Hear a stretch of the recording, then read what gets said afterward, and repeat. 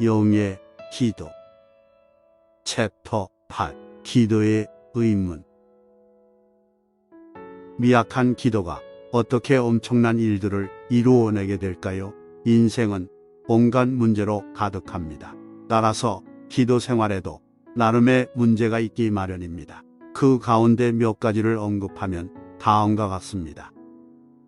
먼저 미약한 기도가 어떻게 그런 놀랍고 엄청난 일들을 이루어낼 수 있을까 하는 의문입니다. 깊이 생각하지 않은 사람들에게는 괜스레 묻지 않아도 될 문제를 묻는 것처럼 생각될지도 모릅니다. 그들은 성경을 내세워 믿음이 있으면 산도 옮길 수 있다고 말합니다. 따라서 모든 것은 믿음에 달렸고 믿음이 강하면 우리의 기도는 큰 효과를 발휘하지만 믿음이 약하면 우리의 기도도 효력을 잃게 된다고 생각합니다. 그들은 이처럼 기도를 쉽게 생각합니다. 하지만 기도와 관련된 경험이 좀 더 풍성한 사람들은 그런 생각을 문제의 해결책으로 받아들이지 않습니다. 물론 그들도 큰 믿음으로 기도한 후에 종종 크고 놀라운 역사가 일어난다는 사실을 잘 알고 있습니다. 기도의 영이신 성령님이 우리 마음속에서 그것을 구하거라. 그러면 받게 되리라고 속삭이시거나 기도를 다 마치기도 전에 우리가 구했던 놀라운 응답을 받게 되리라는 확신이 들 때도 있습니다. 하지만 대개 그렇지 않습니다. 오히려 기도하기 전이나 기도하는 동안이나 심지어 기도를 마친 뒤에도 뚜렷하고 명확한 확신이 서지 않았는데 놀라운 기도 응답을 체험하는 사람들이 많습니다. 그들이 보기에는 믿음이 전혀 없었는데도 하나님이 가장 경이롭고 놀라운 응답을 허락하신 것처럼 느껴집니다. 그런 놀라운 일들이 신문에는 실리지 않지만 주님의 겸손한 친구들로 구성된 공동체 안에서 조용히 이루어지고 있습니다. 이는 참으로 감사한 일입니다. 기도를 통해 그런 경험을 해본 사람들은 종종 당황스러운 심정으로 기도 자체는 너무나도 미약한데 어떻게 그런 놀랍고 엄청난 일들을 이루어낼 수 있나요? 라고 묻습니다. 이 문제에 대한 해답은 바로 기도의 본질 자체에 있습니다. 기도란 예수님을 마음에 모셔드려 우리의 필요를 헤아리실 수 있는 기회를 드리는 것을 말합니다. 이러한 사실은 기도의 성패가 기도하는 사람의 확신이나 그의 담대한 태도 같은 것이 아니라 오직 한 가지 예수님께 마음을 열어드리는 것에 달려있다는 사실을 분명히 일깨워줍니다. 앞서 살펴본 대로 이것은 힘이 아니라 의지의 문제입니다. 즉 예수님이 나의 어려움을 굽어 살펴 주시기를 원하는가 하는 것입니다. 이는 나의 무력감을 얼마나 의식하고 있는가 하는 문제로 바꾸어 말할 수 있습니다. 기도는 신비로운 도구입니다. 결국 무력한 사람만이 기도를 가장 효율적으로 사용해 온전한 성공을 거둘 수 있습니다. 일상생활에서 예를 하나 들자면 기도는 전기장치와 비슷합니다. 전기장치에 전류가 흐르려면 전원을 켜야 합니다. 전원을 켜기 위해서는 스위치라고 부르는 장치가 필요합니다. 스위치만 간단히 작동시키면 온 집에 불이 환하게 들어옵니다. 물론 스위치를 작동하는 데는 많은 힘이 들지 않습니다. 인류가 타락했을 때 우리 영혼은 하나님과 단절되었습니다. 이를테면 모든 전기장치가 파괴되어 버린 것입니다. 예수님은 이를 회복하기 위해 고난과 죽음을 당하셔야 했습니다. 그 덕분에 전기장치는 다시 복구되었습니다. 우리는 이제 하늘나라와 접촉하고 그 능력을 사용할 수 있습니다. 기도는 그런 접촉을 가능하게 해 하나님의 구원 능력이 우리 영혼과 육체에 임하게 만드는 신비로운 작은 도구입니다. 아울러 그 능력은 우리의 열정과 인내에 따라 다른 사람에게까지 두루 미칠 수 있습니다.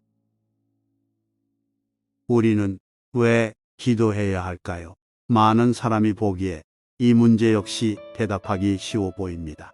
그들은 하나님을 설득해 원하는 것을 받아내려면 기도해야 한다고 말합니다. 그들에게는 이 문제가 그렇게 단순해 보입니다. 하지만 조금만 깊이 생각하면 기도에 관한 이런 생각이 기독교 사상과 동떨어진 이교 사상에 속한다는 사실을 알게 될 것입니다. 우리 안에는 이교적인 요소가 너무 많이 남아있어 기도를 하나님의 친절하고 선하신 성품을 자극해 우리의 소원을 이루어 주시게 만드는 수단으로 생각하기 쉽습니다. 하지만 성경은 그런 생각이 하나님과 기도를 전적으로 오해한 것이라고 가르칩니다. 하나님은 본디 영원부터 영원까지 선한 분이십니다. 하나님은 인류가 기도를 드리기 전부터 선하셨습니다. 아울러 성경은 하나님이 우리의 기도를 들어주시든 들어주시지 않든 항상 친절하고 선하시다고 가르칩니다. 하나님이 우리의 기도를 들어주시는 것도 우리를 사랑하시기 때문이고 우리의 기도를 거절하시는 것 역시 우리를 사랑하시기 때문입니다. 또 어떤 사람들은 아니다. 기도의 목적은 하나님께 우리의 필요를 아뢰는 것이다 라고 말합니다. 하지만 이런 생각도 기독교가 말하는 기도의 문제에 대한 적절한 해결책은 아닙니다. 성경은 하나님 앞에서 우리의 필요를 일일이 말씀드릴 필요가 없다고 가르칩니다. 하나님은 우리 개개인의 필요를 온전히 이해하고 계십니다. 그런데도 우리는 기도의 응답으로 받으면 오히려 해가 될 것들을 구하는 잘못을 거듭 저지릅니다. 나중에 가서야 비로소 우리의 잘못을 깨닫고 우리가 그토록 열심히 기도한 것을 허락하지 않으신 하나님이 참으로 지혜롭고 선하시다는 사실을 인정하게 됩니다. 여기에서 우리는 또다시 당황스러운 심정으로 그러면 왜 기도해야 하나요? 라고 묻게 됩니다. 하나님이 그 뜻대로 우리의 필요를 채워주신다면 또한 필요한 것을 굳이 하나님께 말씀드릴 필요가 없다면 도대체 무엇 때문에 기도해야 하는지 이해할 수 없을 것입니다. 이는 단지 이론상의 흥미를 자극하는 문제가 아니라 하나님과 기도에 관한 우리의 견해에 중대한 영향을 미치는 매우 실질적인 문제입니다. 이 문제를 좀 더 풀어 말하면 이렇습니다.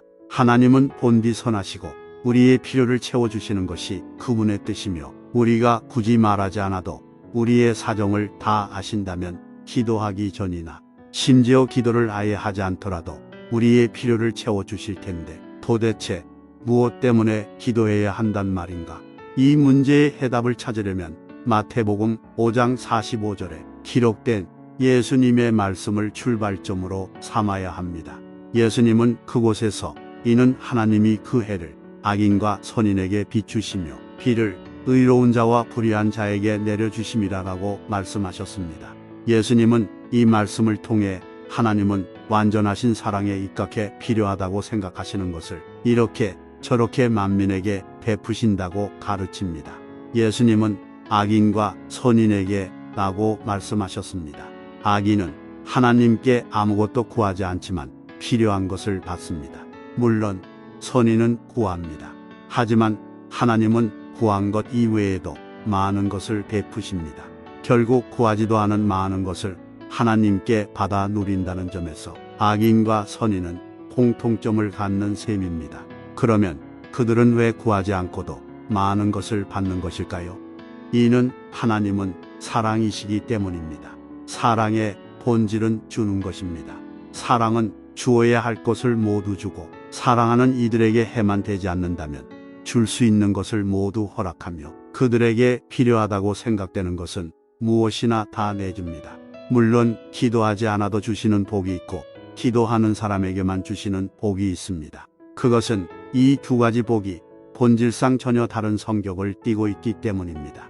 모든 사람이 제각기 하나님의 복을 누립니다. 세상에서 한시적으로 누리는 복이 여기에 해당합니다. 그런 복은 기도하지 않아도 주어집니다. 하지만 하나님의 또 다른 복에 대해서는 많은 사람이 마음문을 닫아버립니다.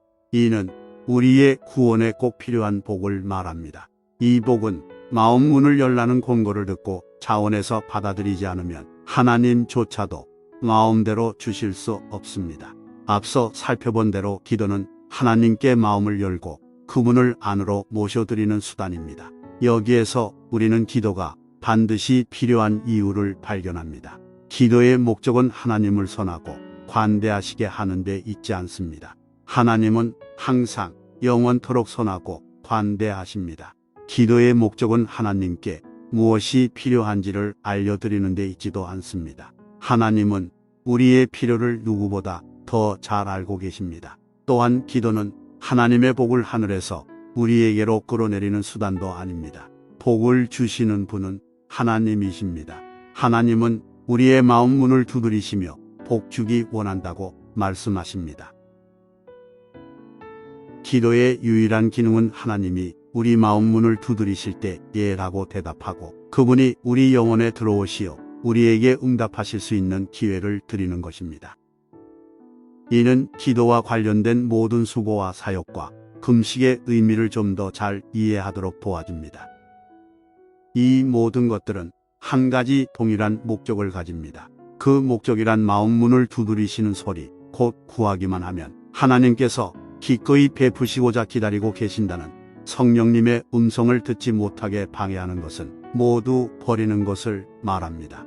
다시 반복하면 기도란 하나님이 우리 마음 문을 두드리실 때 예라고 대답하고 그분이 우리 영혼에 들어오시어 우리에게 응답하실 수 있는 기회를 드리는 것입니다. 다음 시간에 계속해서 이어가겠습니다. 구독과 알림을 켜두셔서 계속하여 함께 은혜를 나누시면 좋겠습니다. 우리의 소망이신 주님을 찬양합니다.